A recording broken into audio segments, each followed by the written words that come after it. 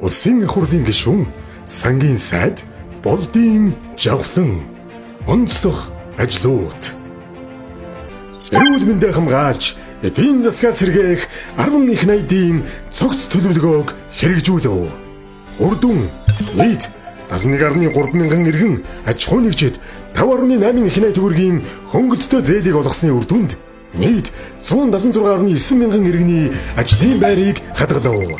Бүгд найрамдах Франц улсын Orano Mining CAC компанитай урт хугацааны хөрөнгө оруулалтын гэрээ байгууллаа.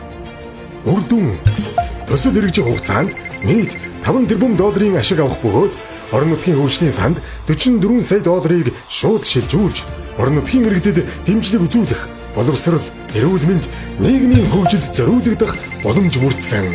Бүс нутгийн онцлогт нийцсэн татврын бодлогыг хэрэгжүүлэхээр болов.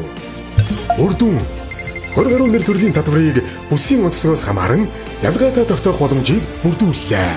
2021-с 2024 онд 17.6 их найд төгрөгийн хөрөнгө оруулалт хийж 2025 онд 5.2 их найд төгрөгийн хөрөнгө оруулалтыг батлуулав. Үрдүн нийгмийн чанартай 1991 төсөл ашиглалтанд орж жил бүр 56.8 мянган ажлын байрыг хадгалж 16 их найд төгрөгийн санхүүжилтээр эдийн засгийг дэмжсэн байна. Төсвийн хөрөнгө оруулалтын удирдлагын хиймс захим системийг нэвтрүүлв. Үрдүн улсын төсвийн хөрөнгө оруулалтын явц илүү ил тод нээлттэй болов.